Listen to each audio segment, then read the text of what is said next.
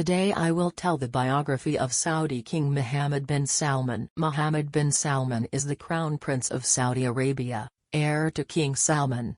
Seen by many as the power behind his ailing father's throne, he has ushered in much-needed reform but has been entangled in a series of foreign and domestic controversies. Who is Mohammed bin Salman? Mohammed bin Salman is the Crown Prince of Saudi Arabia, heir to his father, King Salman. Often referred to as MBS, he also holds the positions of First Deputy Prime Minister, Minister of Defense and President of the Council for Economic and Development Affairs.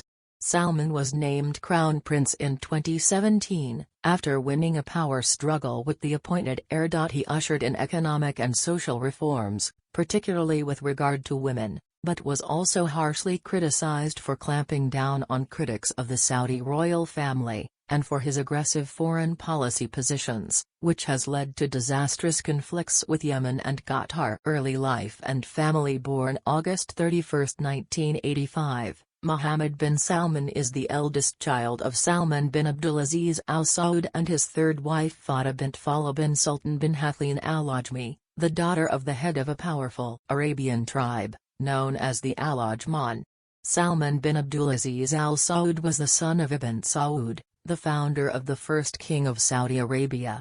Salman bin Abdulaziz was the governor of Riyadh province for more than 50 years, until stepping down in 2011. During his tenure, he earned a reputation as an efficient, if harsh, administrator. Salman attended private schools near Riyadh, and later graduated from King Saud University with a degree in law.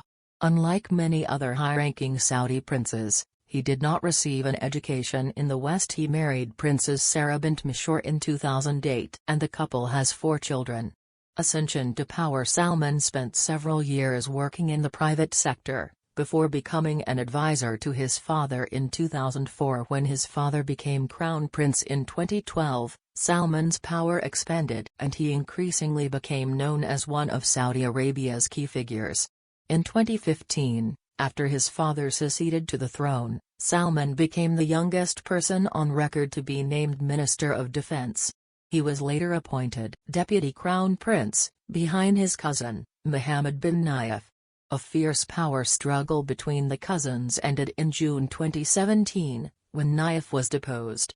Reports later emerged that both men had sought international assistance and recognition for their claims to power. Due to King Salman's ill health and advanced age, Salman is seen by many to be the true power behind the throne. He has become a key advisor in the region for the Trump administration and others. In 2016 and 2018, he undertook several high-profile tours of the United States, meeting with tech leaders, politicians and even Hollywood celebrities. Plans for reform. Salman challenged the religious status quo in Saudi Arabia, to some extent.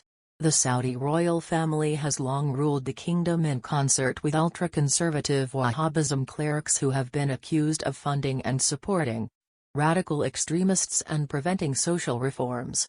Salman has called for a return to an earlier period of a more tolerant form of Islam, going so far as to support the idea of an Israeli state. In 2018, the nation's decades-long ban on movie theaters was lifted. The kingdom will now allow for a broader variety of entertainment options and work is even underway for a vast amusement park. The kingdom recently announced it will begin issuing tourist visas. For Saudi Arabia's long marginalized and repressed women, recent years have seen dramatic changes.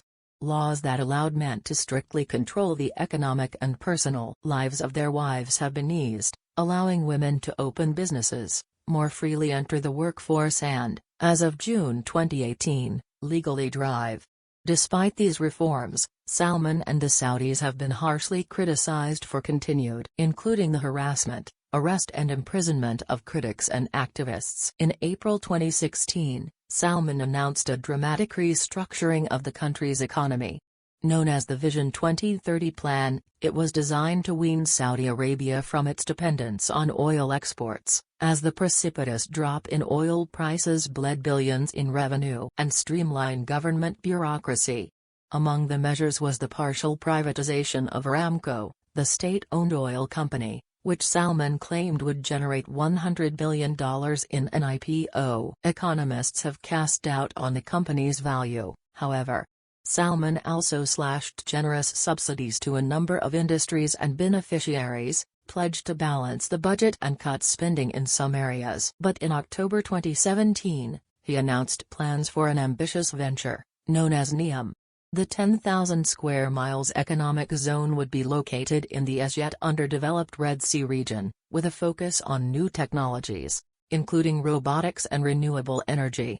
Its estimated $500 billion price tag, however, led to criticism of foreign and domestic policies. In March 2015, a Saudi-led coalition began airstrikes on neighboring Yemen, after a rebel group of Houthis, a Shiite Muslim group with close ties to Iran, overthrew President Abd Rabbu Mansour Hadi and captured the Yemeni capital of Sana'a.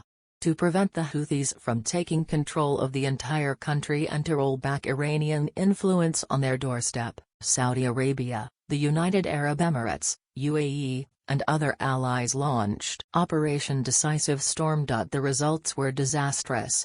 Already one of the poorest nations on earth, Yemen was devastated by the war. An air and naval blockade led to a humanitarian disaster that as of early 2018, left an estimated 22 million people in need of assistance or at risk of famine, 2 million displaced and an estimated 16,000 dead, although many believe that number to be higher. In June 2018, despite international condemnation of the war, the coalition escalated the conflict with a series of airstrikes on a key Yemeni port city. Another regional conflict turned sour in June 2017, when another Saudi and UAE-led coalition cut off diplomatic relations with the Gulf nation of Qatar. Ostensibly, this was to protest Qatari support for radical Islamist groups, including the Muslim Brotherhood, an Egyptian-born group that has called for an overthrow of Saudi Arabia's House of Saud. Qatar is also closely aligned with Iran. Among the coalition's demands was for Qatar to shutter its popular Al Jazeera news outlet, which has also been critical of coalition rulers.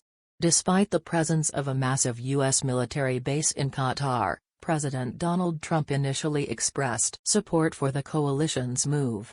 In June 2018, it was reported that the conflict had worsened, with Saudi Arabia planning to build a canal along its border with Qatar that would geographically isolate its rival by turning it into an island. In November 2017, Salman had a number of prominent Saudi citizens arrested.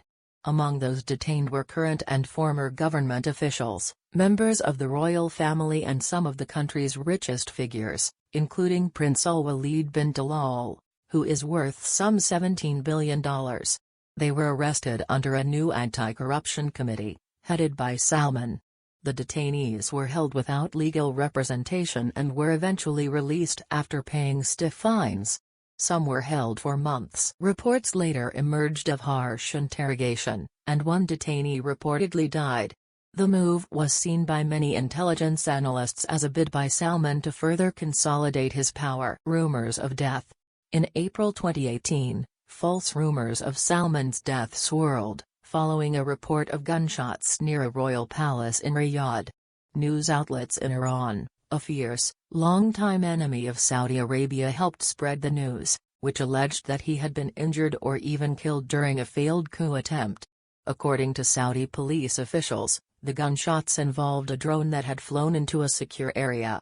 However, the normally camera-friendly Salman was not seen in public for several weeks, leading some to speculate. In late May, photos and video footage of him attending meetings helped put the rumors to rest. Please subscribe to my channel and play the bell button.